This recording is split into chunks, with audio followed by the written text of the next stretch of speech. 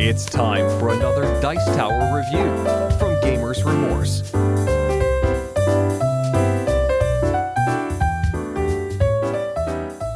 The traveler has come. Choose the form of your destructor. Don't think of anything.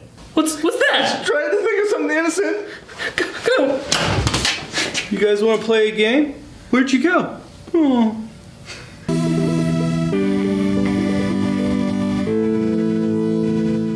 Geister Schatzsuchmeister is the 2014 Kinderspiel des Jahres winner, which is the kids' game of the year. The game is made by Mattel Germany and is currently only available in Germany. The game plays 2 to 4, takes about 30 minutes to play, with recommended ages 8 and up. In Geister Schatzsuchmeister, 4 intrepid treasure hunters are on a quest, searching for precious hidden jewels, but the phantoms in this house do not give up their bounty easily. As their ghoulish numbers grow, the treasure hunters must work together to acquire all 8 jewels and escape the house before it becomes fully haunted. This is a cooperative game where players work together to obtain all of the jewels in the house. For the purpose of this review, we play the advanced version where players need to remove the jewels in numerical order, starting with 1 and ending with the number 8. This needs to be done before 6 red haunting pawns appear on the board. On a player's turn, a player rolls the movement die. If a 1 through 5 is rolled, a card is drawn. The cards indicate if ghosts are added to specific rooms or whether doors lock, thus making players unable to move through the doors or the rooms themselves, or if the discard deck is to be reshuffled back into the deck. After the players move their number of spaces as indicated on the movement die, players may move through rooms as a single space or each square on the board. When a player ends their movement in a room, they may opt to fight a ghost by rolling the attack die, discover a jewel by flipping it over, or obtain a jewel by placing it in a treasure hunter's backpack. Also, a player may fight a haunting by rolling 2 attack die, but requires 2 treasure hunters to be in the same room. A haunting occurs when a 3rd ghost is added to a room that already has 2. To begin the game, the board is laid out in the center. All player pawns are placed on the corner of the board on the doorstep. Then the jewels are shuffled with their number face down and placed into all rooms that have a red letter in the corner. Ghosts are placed in all rooms that have a green circle with a green outline around it. Finally, the cards are shuffled and placed face down in the draw card location on the board. The youngest player begins. I love children's games. I always get to go first. I rolled a 5 with a ghost.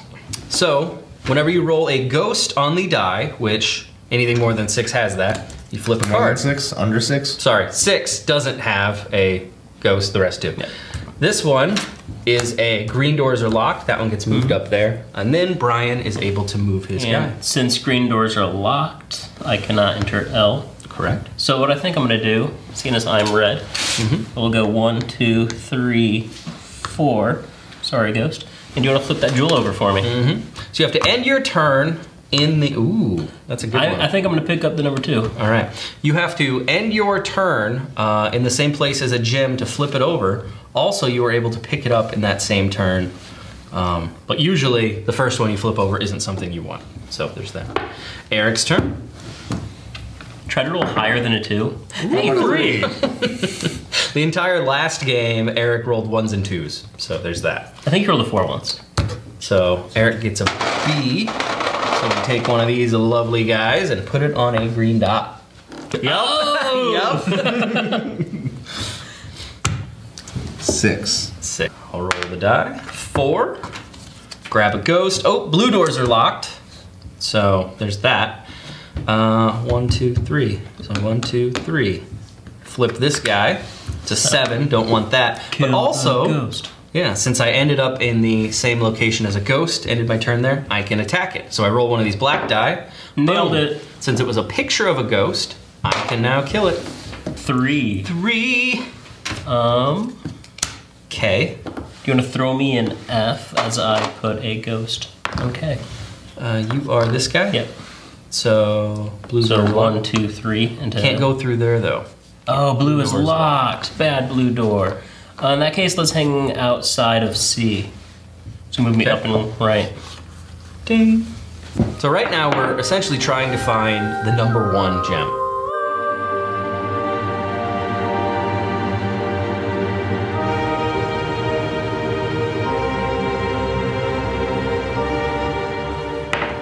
Six. Nice. Must be nice. Ayo. I guess I'm gonna leave this one for you. I'm gonna go over here. And if this one ends up being 3, I'll pick it up and then you can go for 1. If it's higher, you can come down here and grab that and I'll go for that one. Okay. So 1, 2, unnecessary 6. Yeah, so there's that. But I killed him. Yay. See a ghost? You can't kill a dead thing. Wait. Wait, what? Not Ghostbuster! No? Dun-dun-dun-dun-dun. 4. Wait. We're gonna get sued. Alright, Green doors are locked. so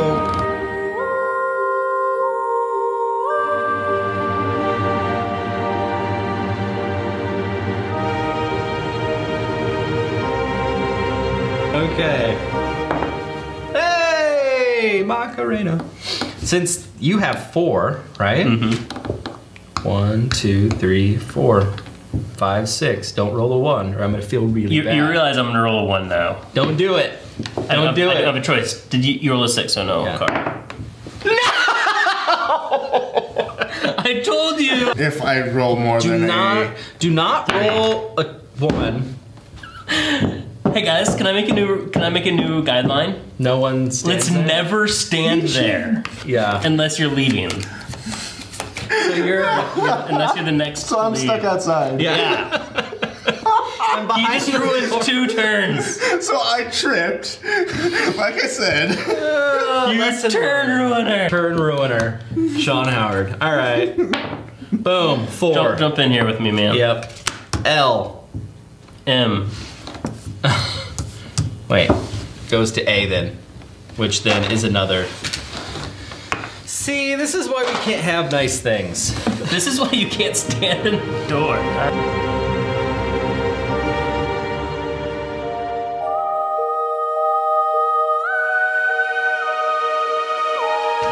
Tink. Boom. Nice. De-ghosted. And I'm gonna pick up 8. Hey guys, I think we're gonna win. Surprisingly, with how bad my mess up was. Just come up here. Hopefully the green doors unlock. 5. Green doors Blue are unlocked. doors are locked.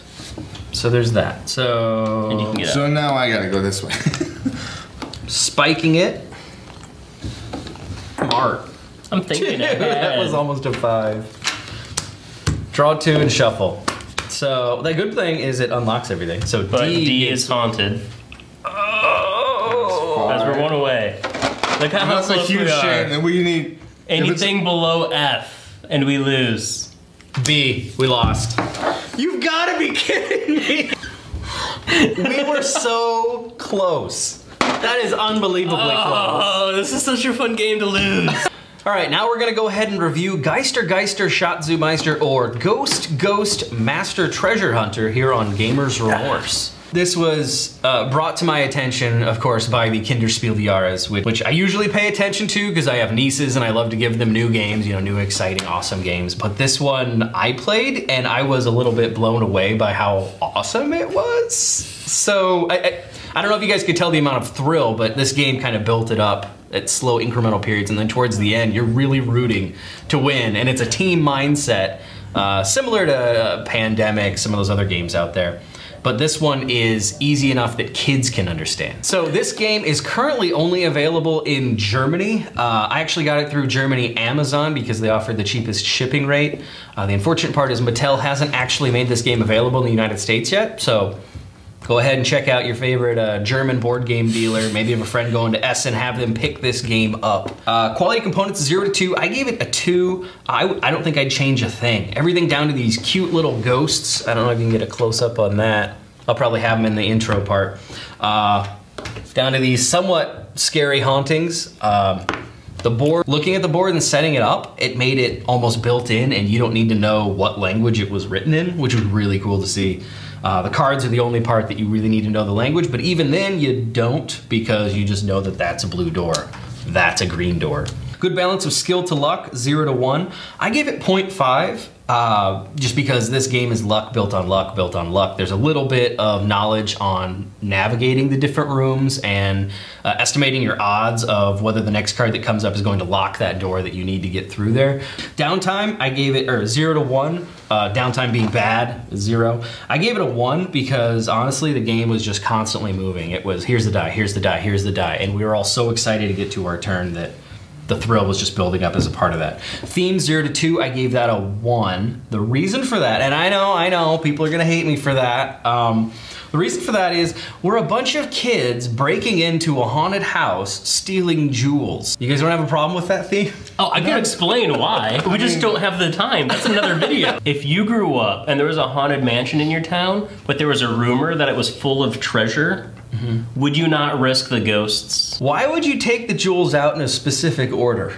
Instead of just the legend also says if you don't take them out in the correct order, you will die. And then you become one of the ghosts that haunts the mansion. Yeah, no. I just knock over a liquor store or something. Sorry, I'm probably gonna cut that. I feel like that's not kid friendly. Thrill competitive 0 to 2. I gave it a 2. As I said, it was just building up. And it seemed like the randomness played into it, the theme played into it. Everything was building up to this epic thrill at the end where we were a roll of 2 away. Yeah. I mean, that's amazing. And was it fun? 1 to 2, obviously I loved it. I gave it a 2, full points. Usually I don't give it full points on fun because there's usually some drawback. This is a game, oddly enough, that I would play with my serious gamer friends probably 5 times in a night. Which is a lot, but it's a shorter game. Yeah. So I think we all want to play it right now to win. Yeah. Because we're so mad we were 2 away. So overall that's 8.5, which is great. Slimer, what'd you think? Slimer thinks this was a fantastic game. You play it and you're like, yeah, that deserves the win. It deserves the kids' game of the year. If not game of the year, let's be honest, I would stack this up against it. I believe this is a historic moment on Gamer's Remorse. I am giving this game 2 out of 2 for visuals. I was looking at it and I cannot think of a thing I would change. And the joy of it is, from afar, you know what everything is. And then beyond that, you don't need to read, which is part of that child-friendly aspect. You know, you don't take a card and read all this text to figure out what happens. It has a B on it, you put a ghost in B. You know, the ghosts clearly differentiated from the hauntings. It's just fantastically designed. The rooms are fun, they're thematic. You know, you can tell what each room's specialty is. It's really enjoyable in that sense, and that just adds to the theme of this old mansion. Skill and luck, I give that 0.75 out of 1 because it's not just roll and move, you have options. You know, it's not Monopoly, it's not Candyland, it's not Chutes and Ladders where you have to follow a very strict order after rolling. You choose, do I want to go into a room? Do I want to keep going down the hallway? Do I want to turn and go to a different hallway? Do I want to jump from room to room? There's options within that roll and move. Pacing 0 to 2, I give that 1.75.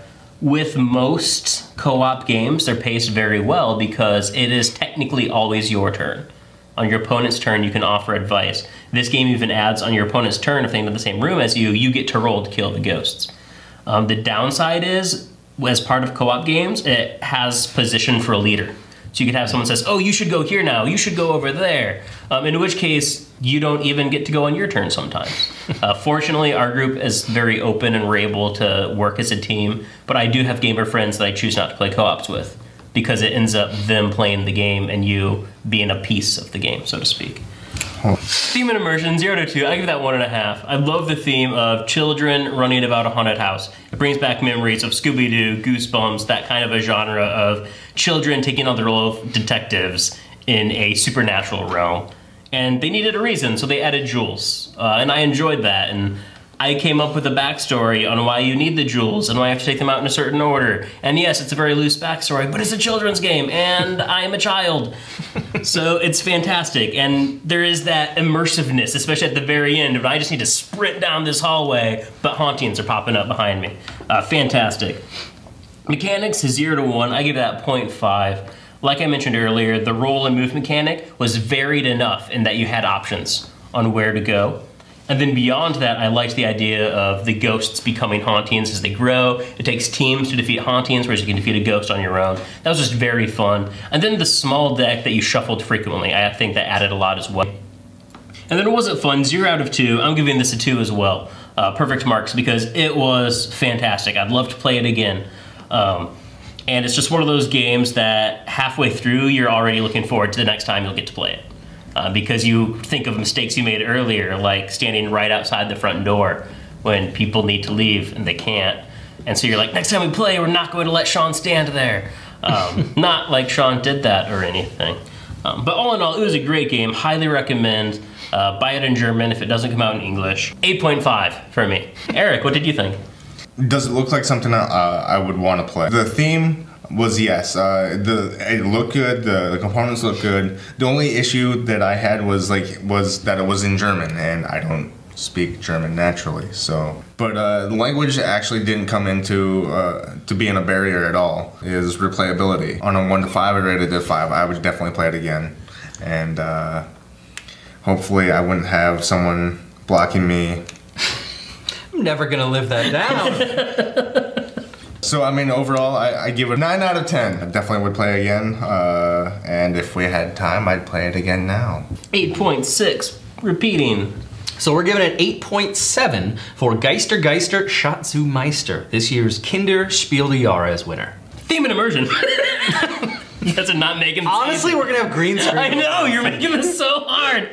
I can't focus. Because I don't see green screen, I see people.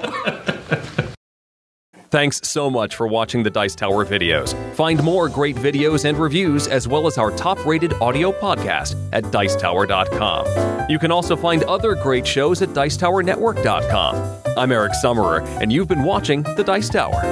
The Dice Tower is sponsored by Cool Stuff Inc., where you can find great games for great prices. Cool stuff in stock. Check them out at CoolStuffInc.com.